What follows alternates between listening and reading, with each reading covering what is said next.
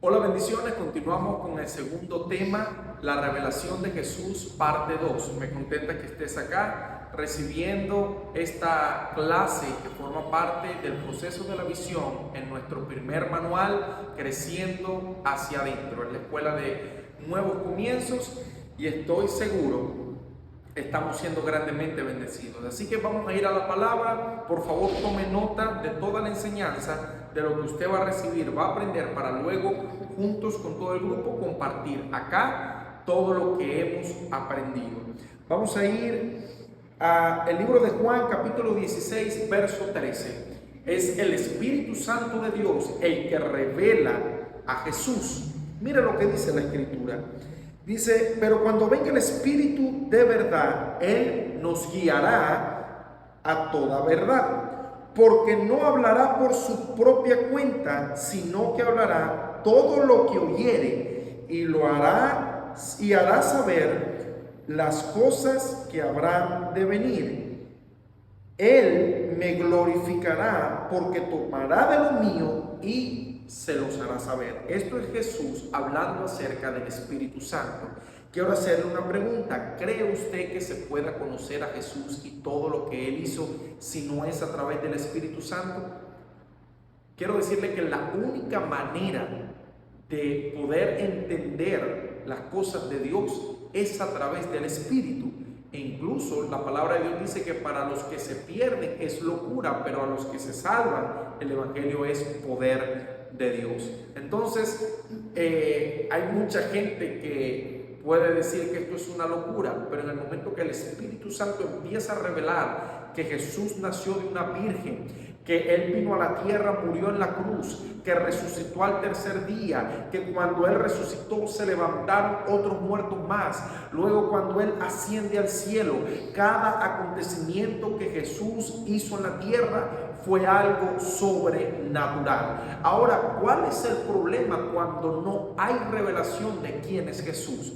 Vemos que Jesús estuvo en muchas ciudades, en muchas aldeas, en muchos pueblos, y hubo uno en particular donde Él no pudo hacer muchas cosas. ¿Y sabe por qué? Porque fue el lugar donde Él se crió. Era donde su papá José tenía el taller de carpintería, donde Jesús trabajaba. Y en ese lugar, Nazaret, Jesús fue visto como el carpintero, el hijo de José. Entonces vemos que la palabra de Dios enseña que en ese lugar Él no pudo hacer muchos milagros. ¿Sabe por qué? Porque la falta de revelación nos hace entrar en un nivel de familiaridad donde no vemos lo que hay de Dios en esa persona, sino que vemos a la persona con sus defectos o la naturalidad de ellos. Y por eso ocurrió algo en Nazaret, que allí Jesús no pudo hacer mucho. Ahora yo le pregunto, ¿va a dejar usted que la familiaridad le impida recibir las cosas del Espíritu? ¿O va a dejar que el Espíritu Santo le hable, le revele y le muestre las cosas de Dios para este tiempo en su vida? Yo creo que estamos viviendo un tiempo en el que Dios nos ha llamado para grandes cosas. Así que yo le animo a que usted preste su oído a lo que el Espíritu Santo quiere enseñar, porque si no, podemos considerar todas las cosas como locura. Pero ahora que el Espíritu de Dios empieza a trabajar, dice: el Espíritu Santo es el que convence al mundo de pecado, es Él el que pone en nosotros la convicción de todas las cosas. Así que yo creo que a partir de ahora el mensaje de la palabra usted lo va a empezar a recibir de manera diferente. Vamos a continuar. Y quiero que sepa que la revelación no tiene que ver con el conocimiento solo o la teoría, sino que es el espíritu de la palabra. Es un encuentro con Dios. Todo lo que se revela es algo que se manifiesta. O en otras palabras, como dice mucha gente por allí, le cayó el 20. Le voy a poner un ejemplo. Quizá usted ha leído la palabra de Dios, pero de repente lee una porción y es como que se le abren los ojos a eso y usted dice: Esto yo lo sabía, pero no lo había entendido. La revelación tiene que ver con el entender las cosas de Dios en mi vida, para el tiempo en el que vivo y en la situación en la que me encuentro. Yo oro en el nombre de Jesús para que a partir de ahora tenga una revelación fresca de la palabra de Dios y del mover de Dios. Ahora, ¿cómo saber que yo tengo revelación? Yo tengo revelación cuando empiezo a vivir y a experimentar la palabra de Dios en mi vida. En el tema anterior hablamos cuando Jesús le pregunta a sus discípulos, ¿qué dicen ustedes que soy yo? Y Pedro dice, tú eres Cristo, el Hijo del Dios viviente. Y Jesús le responde de la siguiente manera, no te lo ha revelado carne ni sangre, sino mi Padre que está en los cielos. Jesús le está diciendo, Pedro, tienes una revelación que te acaba de cambiar la vida. ¿Cuál es el cambio que experimentó Pedro? Lo primero es que Jesús le cambia su identidad. Le dice, ya no te vas a llamar Simón, sino que ahora te vas a llamar Pedro. Pero Pedro significa una roca pequeña. Y Jesús le dice, sobre esta roca, no refiriéndose a Pedro, que significa roca pequeña. La traducción que lleva esta palabra que ahora usa Jesús tiene que ver con una roca grande, que tiene que ver con la revelación. La revelación te vuelve una persona que ahora está bien sólida, ahora está bien fuerte, ya no es alguien pequeño. Es la revelación donde Jesús dice, sobre esta declaración que tú acabas de hacer, yo voy a edificar mi iglesia.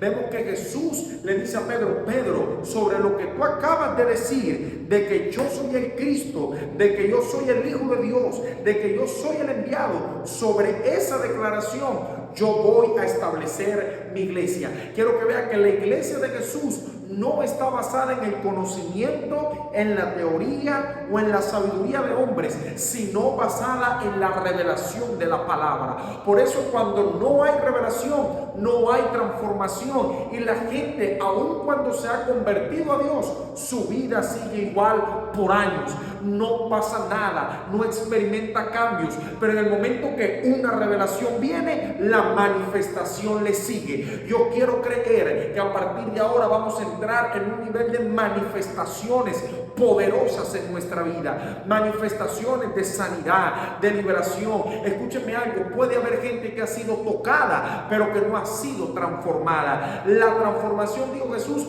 transformados por medio de la renovación de nuestra mente. ¿Sabes qué te cambia la mente? Una revelación de la palabra. Hasta ese día, Pedro fue una persona común y corriente. En él pasó algo, que la palabra que se le reveló, esa palabra lo transformó. Yo oro en el nombre de Jesús para que tu vida a partir de ahora sea transformada.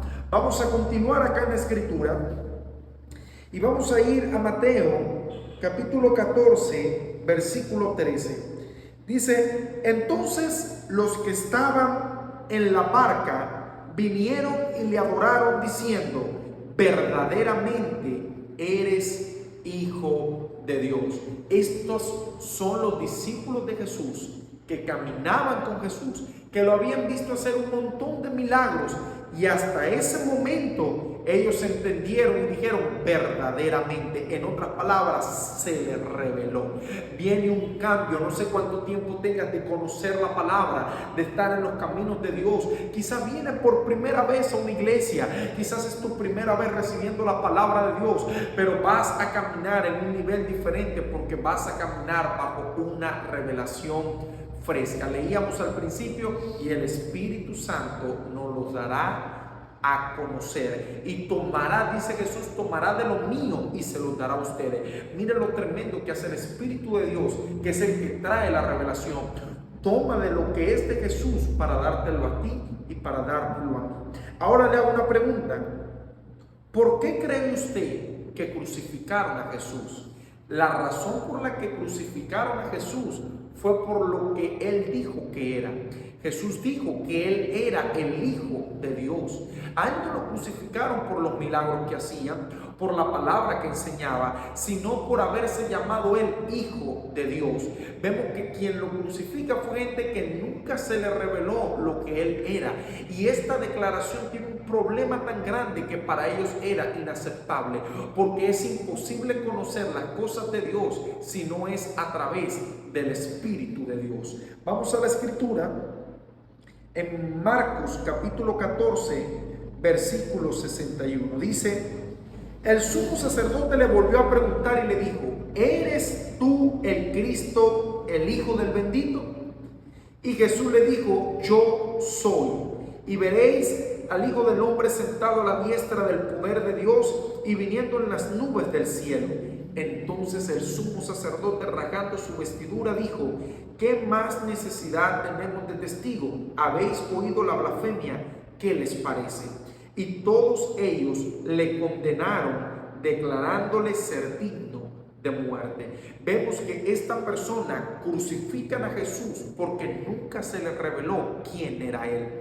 En cambio, podemos ver en la palabra otras personas a quienes Jesús estuvo con ellos y por haberse revelado, personas que tuvieron una experiencia. Vemos la mujer samaritana en el pozo del agua. Jesús le revela cosas de su vida personal y le dice: ve, busca a tu marido. Y ella le dice: Señor, no tengo marido. Jesús le dice: bien has dicho, porque 5 has tenido y el que ahora tienes no es el tuyo.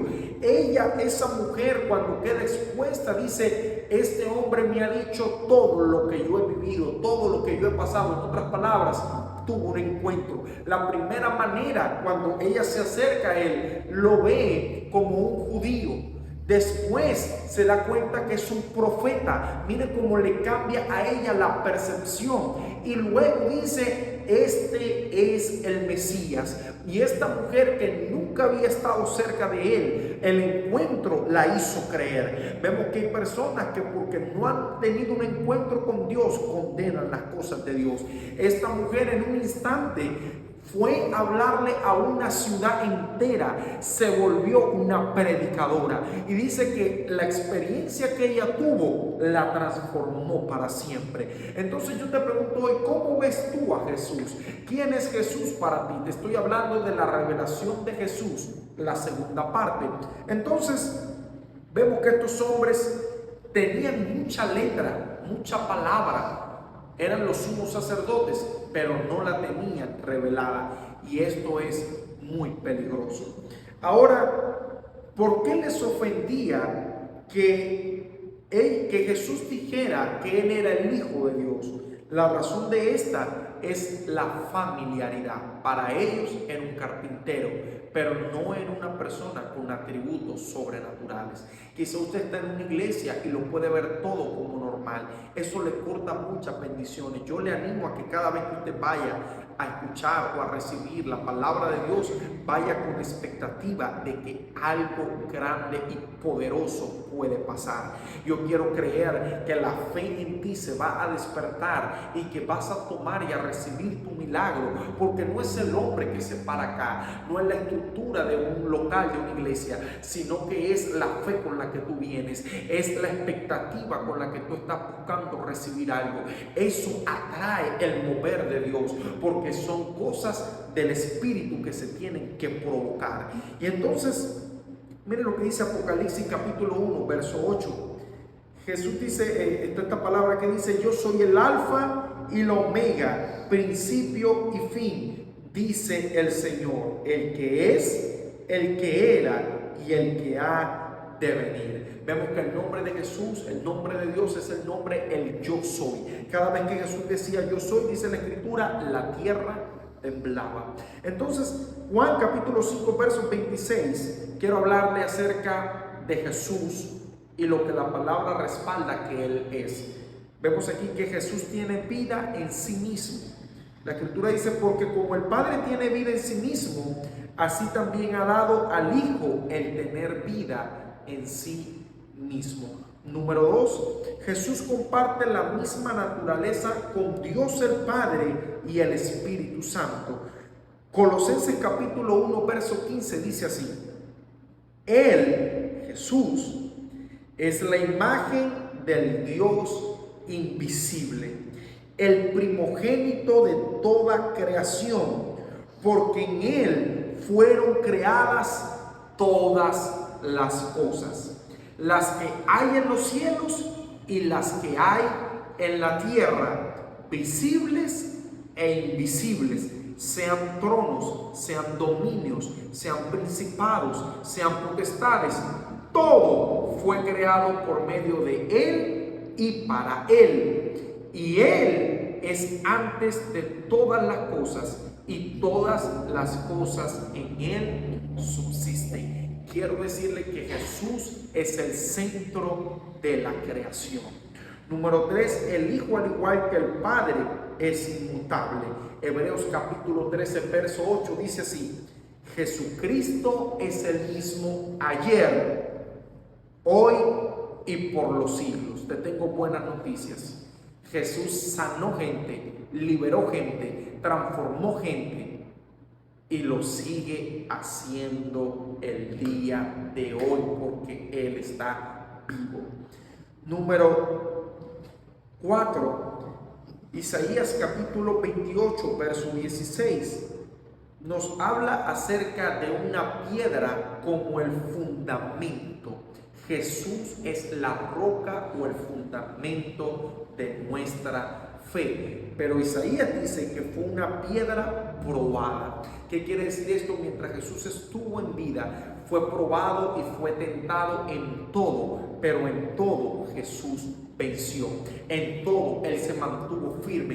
Y dice que tenemos un sumo sacerdote que pasó las mismas tentaciones que nosotros los hombres, y Él te entiende, Él te conoce. Por eso vino a la cruz a pagar un precio para que tú y yo tengamos libertad. Quiero decirte que libertad y liberación no es lo mismo, pero la libertad es un estilo de vida. La liberación es un momento en el cual Dios saca de tu vida todo lo malo, saca de tu vida toda influencia, cosas que has arrastrado, pero Jesús nos llamó a vivir una vida en libertad. Así que yo quiero que allí donde esté por un momento cierre sus ojos y le dé gracias a Dios por esa nueva vida que vamos a empezar a tener en Él.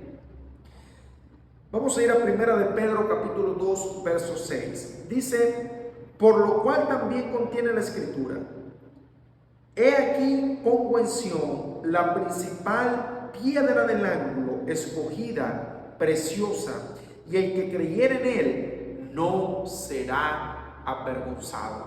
No serás avergonzado por creer en Jesús. No serás avergonzado por poner el fundamento de tu vida, de tu familia, de tu negocio, de tu trabajo en Él, porque Él no va a dejarte en vergüenza. Dice acá la palabra: para vosotros pues los que creéis, Él es precioso, pero para los que no creen, la piedra que los edificadores desecharon ha venido a ser la cabeza del ángulo. En otras palabras, Jesús es el que lo sostiene todo. Toda vida que esté fundada en Dios permanece firme.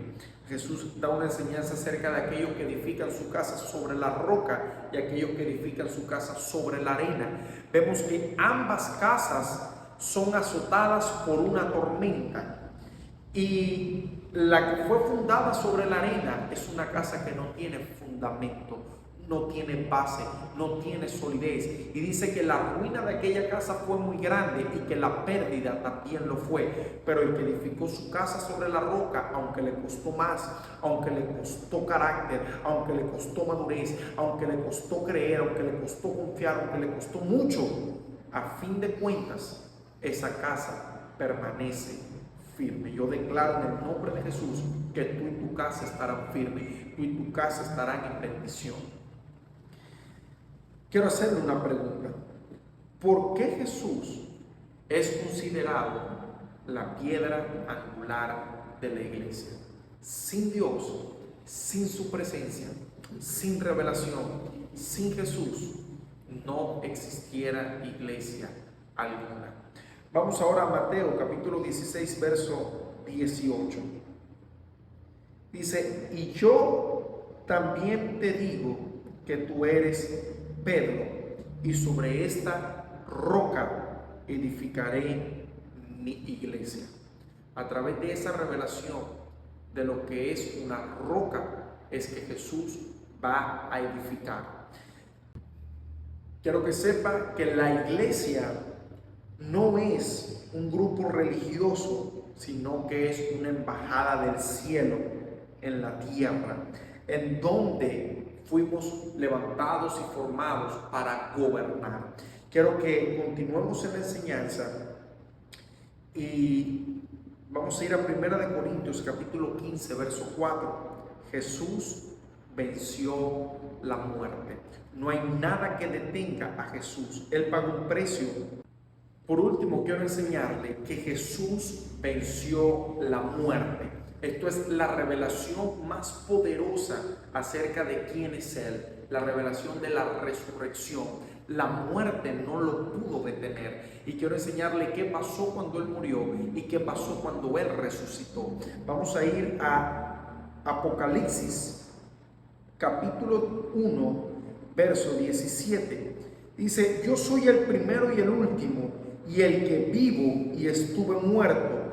Mas he aquí que vivo por los siglos de los siglos. Amén. Y tengo las llaves de la muerte y del Hades. Hebreos capítulo 2, verso 14 dice: así que por cuanto los hijos participaron de carne y sangre, Él también participó de lo mismo, para destruir por medio de la muerte al que tenía el imperio de la muerte, esto es, al diablo. Y dice que fue para destruirlo. A través de la muerte Jesús venció y le arrebató a Satanás las llaves. Y miren lo que hace en Colosenses capítulo 2, verso 15. Dice: y despojando a los principados y a las potestades, los exhibió públicamente, triunfando sobre ellos en la cruz. La razón por la que Jesús tuvo que morir y resucitar fue porque Él ganó una victoria, ganó una batalla, ganó la guerra, le quitó las llaves a Satanás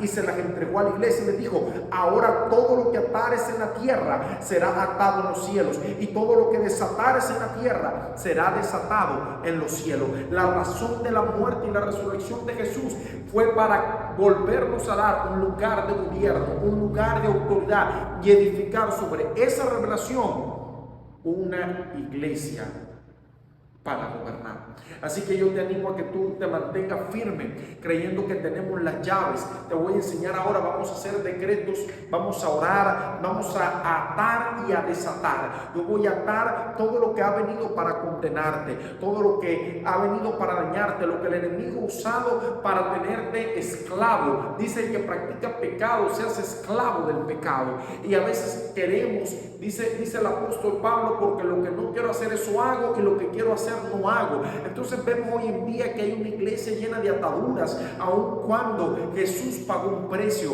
Cuando Lázaro resucitó pasó algo. Él resucitó, pero resucitó y aún seguía atado. Vemos que hay gente que nace de nuevo, pero aún así hay que quitarle las vendas. Yo vengo a través de esta enseñanza a orar por ti para que se caiga toda atadura, toda venda que quizás no te ha dejado entregarle tu vida a Jesús, comprometerte con Dios. Quizás has luchado en áreas que no has podido vencer, pero como Jesús venció, usted y yo también lo podemos hacer. Así que allí donde está, yo le voy a invitar a que cierre sus ojos, puede levantar su mano y apropiarse de esta palabra, puede echar las notas a un lado y permítame orar. Padre, en el nombre de Jesús, yo oro en tu nombre para que toda atadura que el enemigo ha puesto sobre la vida del que me está oyendo ahora sea quitada ahora mismo. Así como Lázaro se le fueron quitadas las vendas, así mismo hoy yo declaro que tú eres libre, eres sano, eres restaurado. Padre, en tu nombre yo desato la bendición del cielo, desato, Señor, el consejo divino. Padre, oro para que podamos caminar en una temporada nueva, temporada de gloria, temporada de bendición. Declaro para ti cielos abiertos en el nombre de Jesús. Desato contratos, desato bendiciones, desato conexiones, desato lo que había estado retenido hasta ahora, lo recibirás en tu mano en el nombre de Jesús. Yo ato al hombre fuerte, al enemigo que ha estado oprimiendo tu vida, con miedo, con depresión, con angustia, con ansiedad. Ya no más. Padre, en el nombre de Jesús, declaro una liberación. Recibe ahí donde estás una bendición de parte de Dios. Espíritu Santo, gracias porque tú eres el que trae revelación a nuestra vida. Te invito a que tomes nota de toda esta tarea que tenemos que hacer para que profundices un poco más en la Escritura y tengas una revelación mayor acerca de quién es Jesús. Te bendigo y espero verte en el próximo tema.